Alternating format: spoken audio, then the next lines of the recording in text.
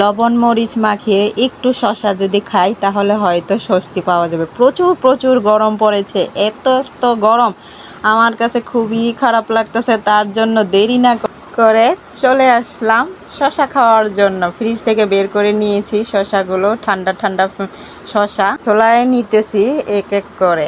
আর আমার সোনামণিও চলে আসছে, সেও প্রচুর গরমে অস্থির লাগতেছে।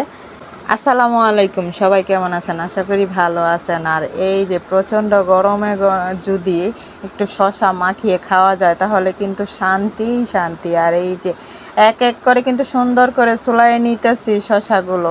এদিক দিয়ে আমার সাদিয়া মনি খুবই ক্লান্ত হয়ে এসেছে, বলতেছে মামনি আমাকেও শসা কেটে দাও। তাই কি আর করব, সোনামণি বলেছে। আর এই যে সুন্দর করে ধুয়ে নিতেছি। আজ আমার মামনিটা খুবই ক্লান্ত, স্কুল থেকে এসেছে তো ক্লান্ত লাগতেছে, প্রচুর প্রচুর রৌদ্র উঠেছে। আল্লাহ, এত এত গরম পড়েছে, যাই হোক বলার বাহিরে। এই বৃষ্টি, এই গরম, এতটা গরম, যখন গরম বেশি পড়ে তখন বৃষ্টির প্রয়োজন হয়, আবার বৃষ্টি যখন পড়ে তখন আবার রৌদ্রের প্রয়োজন হয়। যাই হোক, আল্লাহ কি বিপদে আছে তাই না, মানুষের মন কিভাবে রাখবে। আর এই যে আমার সাদিয়া মনি বলতেছে এইভাবে খাবে, আর আমারগুলো সবগুলো আমি শসা পিস পিস করে কেটে নিতেছি।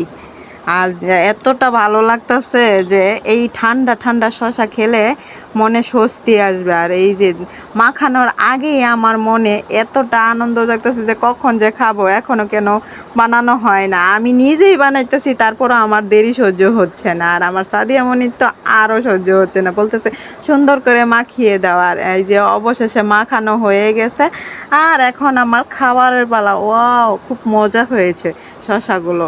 আর যাই হোক, ভিডিও যখন বানাচ্ছি তখনও আবার লোভ সামলাইতে পারতেছি না, মনে চাইতেছে আবার খাই।